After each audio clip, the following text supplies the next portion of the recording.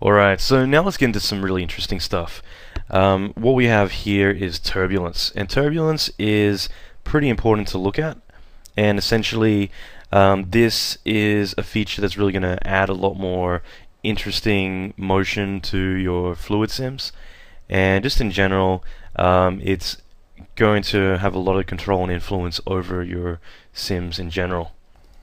So I have a file here called Smokestreak, and what this is literally just some particles being emitted up, and most of these settings here are all very linear. So in other words, when we run the simulation, what we get is pretty much just a straight line to work with, and this way I can really kind of talk a lot more about turbulence and everything else in that manner. We'll be able to see it a lot better. Now I'm going to introduce a feature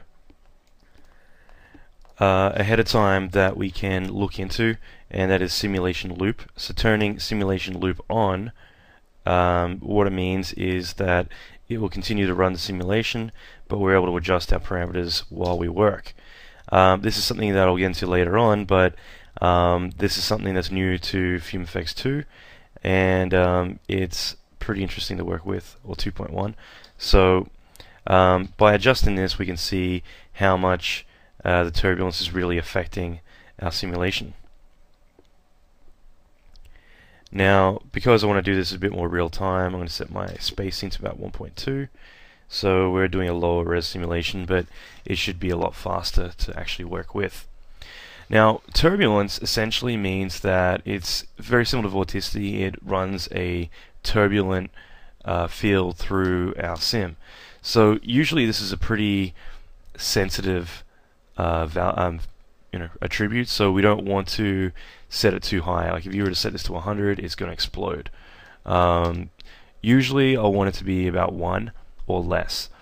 Now if for some reason this was a really quick burning flame or something, then maybe what I'll want to do then is look at having it a lot higher, just to get more of an influence, because obviously it takes time to affect it. Now I'm going to cover all of turbulence in one go here because they all affect each other. So first of all, we have this little button here, and this locks XYZ, but if you wanted, you could set this that way only one axis is affected. Usually you want to be careful as to what you use, but most of the time I wouldn't use multiple ones. It might be useful if you want to get more of a sine wave effect or something that's extremely just in one axis. So it can be useful at times, but most of the time I'll want to keep them all locked. So ultimately what you want to do is have them all locked most of the time, and I'll set this to like a 1. I might restart the simulation. And essentially this is going to be something that adds a lot more interesting kind of curls and stuff to your effect. So I always use turbulence unless I'm doing for a very linear effect. The main thing to keep in mind is you have scale. Okay, so I can set this to be really large, and as we watch this simulate, the curl is a lot larger now. Okay, so if I make this really small, suddenly the curls become very small, and if I'm doing a low res sim, it might be too small for it to really interpret, but essentially you can see there's a lot more kind of tinier curls happening now. So it's just a matter of kind of like finding the right scale that works for your sim, but obviously if you make it too small, it's going to be too small to interpret based on your resolution. So you need to be something that's you know, kind of, if you want to get all that small curls, you're going to have to do a higher res simulation.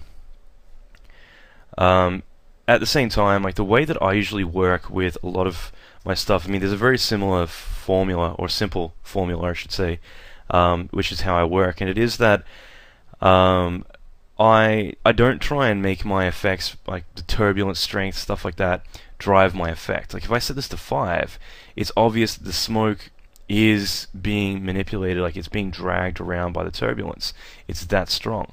I'd rather the smoke have a force and movement to it, inertia, you name it, but at the same time we have all these other influences inside of it. And this is how I base all of my effects. I want there to be something influencing it, but not controlling it, not physically moving the entire thing, but rather kind of like fighting against my main effect.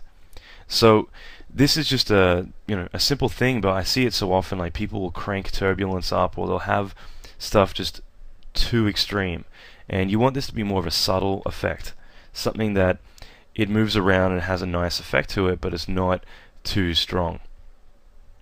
So scale is a big one because it's controlling how big or how small the curls will actually be. Now at the same time we have the frames here, and the frames is just like a noise pattern. If you're looking at a noise texture, you have your scale of your fractal and everything. Well, this is how quickly it'll phase through the seed. So if I were to set this really high, it's going to phase much slower. So in other words, this will be more of a graceful kind of drift through the effect. But if I set this to 1, it's going to phase really quick. So you're going to get a lot of really kind of chaotic swirling and stuff in there. So just to recap, this controls like how big or small the actual turbulence scale is, whereas this is how quickly it's going to phase. A lower value means it's going to phase quicker. The easier way to remember this is that it's how quickly it's going to phase through its cycle, like how long it takes. So a value of 1 will be, it'll be 1 frame kind of the cycle, whereas a 10 means it's going to be 10 frames the cycle or whatever. So that's the best way to at least remember that it's the speed of it can be controlled. So I might do like a very slow but strong turbulence to kind of give more of a wind resistance to a larger scale effect. And offset here, offset is essentially how you will you can offset the phase. So if you want to randomize the seed of several ones, then you essentially use the offset to get a different seed value, so they're not exactly all the same. So you offset that as essentially rolling the phase values back or forth, or offsetting them essentially. So those are very crucial, and they all kind of work hand in hand. So I can give this a lot of turbulence. I can make it scale slow with a larger scale, and make it scale slow. So something like 30 is a good value where it's very slow, and make this a bit more subtle. And if I just restart this, essentially what you should see is that it's gonna, I'll make it a bit more like 50, but essentially it'll happen over a longer period. So it just means that the phasing takes longer, so you'll get like a longer direction before it shifts. And again, you can bring that down more or whatever to get more subtle changes. And like I said, the main thing is that if you have a lot more detail, it's going to be able to pick up a lot nicer turbs, and also adding some vorticity, as we've covered, will also help break it up additionally. So this is something that you add a lot more detail to it, it's going to give you a lot more better results.